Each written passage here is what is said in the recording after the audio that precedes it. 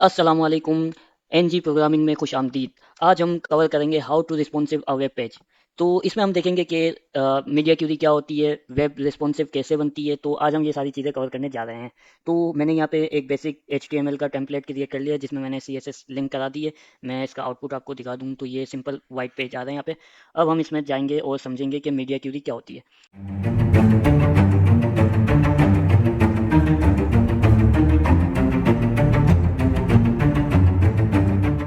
तो media Curie basically एक, जैसे कि हम कह सकते हैं कि मीडिया क्यूरी स्क्रीन के साइज पे डिपेंड करती है। ऐसा हमारे केस में, मतलब मीडिया क्यूरी तो मतलब और भी बहुत सारी जगहों पे यूज़ हो सकती है। प्रिंट के लिए हमें किस तरह का डिज़ाइन निकालना है, ये सारी चीज़ें, लेकिन इतना कॉम्प्लेक्स हम नहीं करते, हम बेसिक कवर करते हैं। जैसे कि मैं अगर यहाँ पे डिवाइस की स्क्रीन सेट करूँ, जैसे ये होता है तकरीबन मोबाइल स्क्रीन कहलाती है। 300 400 तक कम से कम मोबाइल स्क्रीन्स होती हैं, 400 पिक्सल विड्थ तक।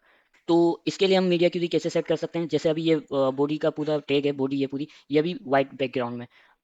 अब मैं अगर इसे चेंज करता हूँ, मैं यहाँ पे मीडिया क्यूरी का सिंटैक्स लिखता हूँ। सबसे पहले हम ऐड करते हैं @media only screen and max with 400 pixel.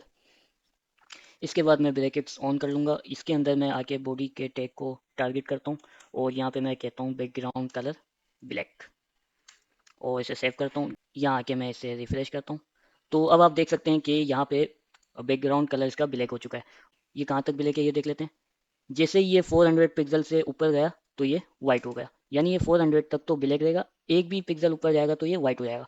अब इसी तरह बेसिकली मीडिया क्यूरी वर्क करती है। जैसे कि हम एक स्क्रीन पे डिज़ाइन पूरा क्रिएट कर लेते हैं, वेब के हिसाब से, कंप्यूटर के हिसाब से या लैपटॉप स्क्रीन के हिसाब से। उसके बाद उसे हम मॉडिफाई इस तरह से करते हैं, उसकी जो प्रॉपर्टीज़ होती हैं वो यहाँ पे हम सेट कर देते हैं मीडिया क्यूरीज के अंदर, और उसे फिर वो मोबाइल के हिसाब से और टैबलेट के हिसाब से, सबके हिसाब से अलग अलग शो कर रही होती है। तो जैसे कि मैंने मैक्स विड्थ यहाँ पे 400 कर दी। अब मैं क्या करता हूँ, मैं यहाँ पे आके एक और बार यही चीज़ यहाँ पे कॉपी करके यहाँ पेस्ट करता हूँ, और यहाँ पे आके मैं इसे कर देता हूँ मिन विड्थ, और यहाँ पे इसका कलर चेंज कर देंगे। तो अब ये क्या करेगा, अब आप देख सकते हैं, मैं इसे रिफ्रेश करता हूँ। तो सबसे पहले तो ये 400 पिक्सल के अंदर अगर स्क्रीन है तो ये आपका कलर हो जाएगा ब्लैक। ये क्यों? क्योंकि मैक्स विथ हमने दी हुई है यहाँ पे ब्लैक के लिए। और जैसे ये 400 से एक पिक्सल भी आगे गया, जैसे कि अगर ये 400 तक होगा तो ये कर देगा इसे रेड। एक पिक्सल भी नीचे हुआ तो ये हो जाएगा ब्लैक। तो इस तरह से हम इसे डिफाइन करते हैं, यानी कि एक बार 400 के अंदर होगा तो ब्लैक हो जाएगा, इसके बाद होगा तो ये हो जाएगा हमारा रेड कलर। इसी तरह से जैसे हम इसे और मज़ीद आगे देखें तो यहाँ पे मैं क्या करता हूँ, मैं इसकी मिन विड्थ कर देता हूँ 600, और यहाँ पे मैं कलर दे देता हूँ इसका ग्रीन, और इसे मैं रिफ्रेश करके अब मैं आगे करता हूँ इसे, और ये हो गया ग्रीन। अब ये जितना भी बड़ा होगा मिन विड्थ से, यानी कि 600 पिक्सल से जितनी भी बड़ी स्क्रीन हो जाएगी तो उस पर कलर हो जाएगा ग्रीन, लैपटॉप की स्क्रीन या जो भी स्क्रीन होगी। तो इसके कुछ ब्रेक पॉइंट्स डिफाइन किए हुए हैं। जैसे कि यहाँ पे मेरे पास एक वेबसाइट है जिसमें यहाँ पे इन्होंने सारे ब्रेक पॉइंट्स डिफाइन किए हुए हैं कि एक्स्ट्रा स्मॉल स्क्रीन हो तो आपकी जो मैक्स विड्थ होनी चाहिए वो 600 होनी चाहिए। यानी कि मैंने जो 400 रखी हुई है यहाँ पे स्क्रीन, यहाँ पे मैं इसे कर दूँ 600 यहाँ पे। और इसी तरह इन्होंने आगे के भी डिफाइन किए हुए हैं, जैसे एक्स्ट्रा स्मॉल डिवाइसेस पे आपकी स्क्रीन ये होनी चाहिए 600 पिक्सल, यानी कि ये मोबाइल वगैरह हो सकते हैं। इसी तरह स्मॉल डिवाइसेस जिसके अंदर टैबलेट्स, मोबाइल फ़ोन, ये सारी चीज़ें आ जाती हैं। इसके बाद मीडियम डिवाइसेस के लिए ये कह रहे हैं 768 पिक्सल तक की स्क्रीन आप डिफाइन कर सकते हैं। इसके बाद लैपटॉप हो गए और एक्स्ट्रा लार्ज डिवाइसेस हो गए। तो एक तो ये सिनेरियो है कि हम सारी यहाँ से मीडिया क्यूरीज उठा के यहाँ पे पेश करते हैं पहले अपने कोड में, और उसके बाद उसकी चेंजेस करते हैं। तो इसका बेसिकली मकसद समझ आना चाहिए कि ये क्यों होती हैं और हम इसे किस तरह यूज़ कर सकते हैं। बाकी तो फिर डेवलपर्स अपने हिसाब से एडजस्ट कर लेते हैं डिज़ाइन को। एक और एग्जांपल करके देखते हैं। जैसे कि मैं यहाँ पे आके एक कंटेनर क्रिएट कर लेता हूँ, और इसके अंदर मैं 3 बॉक्सेस ऐड कर देता हूँ, बॉक्स 1 2 3। और आते हैं इसकी स्टाइलिंग की तरफ। इसे मैं अभी फ़िलहाल के लिए कमेंट कर देता हूँ, और मैं यहाँ आके क्या करूँगा, मैं सबसे पहले बॉडी की स्टाइलिंग कर लूँगा। बॉडी के लिए मैं करता हूँ विद, जो कि होगी 100%। और डिस्प्ले फ्लेक्स अगर आपको नहीं पता क्या होता है तो आप जाके देख सकते हैं, ऊपर आपके पास लिंक शो हो रहा होगा। इसके बाद मैं इसे कर देता हूँ जस्टिफाई कंटेंट सेंटर, और इसी तरह अलाइन आइटम कर देता हूँ मैं सेंटर।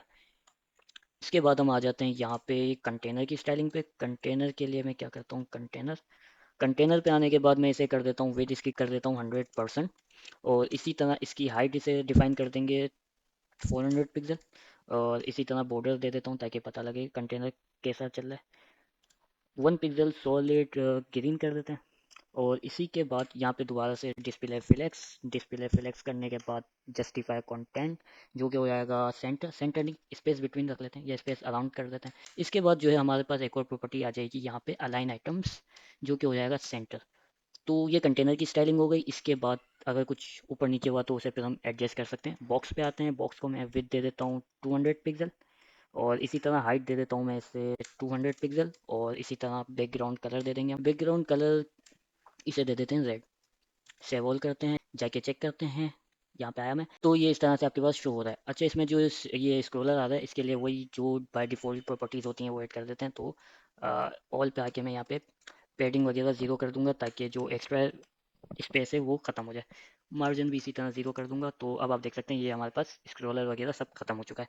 तो अब मैं यहाँ पे क्या करता हूँ, मैं अगर यहाँ पे मोबाइल स्क्रीन पे देखता हूँ तो ये कितना अजीब लग रहा है, यानी कि तीनों बॉक्सेस एक ही जगह पे हो गए और बड़ा अजीब सा इसका स्टाइल आ रहा है। अच्छा, अगर मैं यहाँ पे इसको डिस्प्ले फ्लेक्स में जाके कंटेनर को अगर मैं यहाँ पे करता हूँ फ्लेक्स रैप, और ये कर देता हूँ रैप, तो भी ये बहुत अजीब स्टाइल आ रहा है। तो इसके लिए हम मीडिया क्यूरी में जाके अलग से इसकी स्टाइलिंग करेंगे। तो इसके लिए मैं क्या करूँगा, मैं यहाँ पे आऊँगा और इसे गैप कर दूंगा 10 पिक्सल, बल्कि ये भी हम मीडिया क्यूरी के अंदर ही डिफाइन कर देंगे। तो जैसे कि मैं ये इस वाले को इनेबल करता हूँ, और यहाँ आके कंटेनर की स्टाइलिंग मुझे करनी है, तो मैं यहाँ पे आके कंटेनर के बाद मैं यहाँ पे आके इसे करूँगा फ्लेक्स रैप, इसे कर देंगे रैप, और इसके अलावा यहाँ पे आके मैं करूँगा गैप, जो कि हो जाएगा 10 पिक्सल। इसके अलावा जो इसकी हाइट है वो हमने रखी है कंप्यूटर के हिसाब से, तो हमने 400 पिक्सल की है, लेकिन मोबाइल के हिसाब से हम इसे कर देंगे अनसेट। अनसेट करने से क्या होगा कि अनसेट करने से वो जितने उसके कंटेनर अंदर बॉक्सेस आ रहे हैं वो उसको उसी हिसाब से एडजस्ट कर लेगा। इसके अलावा मैं यहाँ पे दे दूंगा पैडिंग, दे देता हूँ 2 पिक्सल। और इसके बाद हम आते हैं बॉक्स की स्टाइलिंग पे। बॉक्स के लिए मैं क्या करता हूँ, बॉक्स पे ज़्यादा कुछ करने की ज़रूरत नहीं है मेरे ख्याल में, फिर भी देख लेंगे जो होगा। सेव कर लेते हैं, और यहाँ पे एक और चीज़ मैं ये करूँगा कि जस्टिफाई कंटेंट भी यहाँ पे आके मैं कर दूंगा सेंटर, क्योंकि मोबाइल स्क्रीन में हमें सेंटर में चाहिए। चेक करते हैं और रिफ्रेश करता हूँ। इम्प्लीमेंट नहीं हुई, इम्प्लीमेंट इसलिए नहीं हुई क्योंकि यहाँ पे मैंने 600 की हुई है, इसे मैं 400 करता हूँ।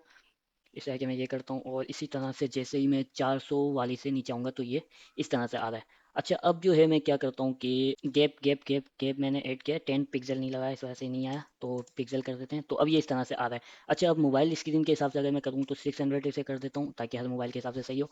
और इसे अब जाके चेक करते हैं, तो ये मोबाइल में इस तरह से शो होगा। आईफोन प्रो में ये यहाँ पे हमें यही चीज़ें बता रहा है। इसे सेंटर में लाने के लिए मैं क्या करता हूँ, मैं यहाँ पे आके इसे कर दूंगा सिंपल मेन हाइट इजिकल्स 200 VH, और चेक करते हैं तो ये सेंटर में आ चुका है। तो इस तरह से हमने ये तो कर लिया कि क्या किया कि हमारे पास ये जो डेस्कटॉप है ये इस तरह से आएगा, और जैसे ये मोबाइल स्क्रीन पे पहुंचेगा तो ये हमारे पास इस तरह से वन बाय वन बॉक्सेस आएंगे, और इसमें एक ही लाइन में आएंगे। तो इसी तरह हम मीडिया क्यूरीज को यूज़ करते हैं हर डिवाइस के लिए अलग अलग डिज़ाइन क्रिएट करने के लिए। तो कैसी लगी आपको वीडियो, कमेंट करके ज़रूर बताइएगा। आई होप कि आपको मीडिया क्यूरी अच्छे से समझ आ गई होगी। अपना ख्याल रखें। अल्लाह हाफिज़।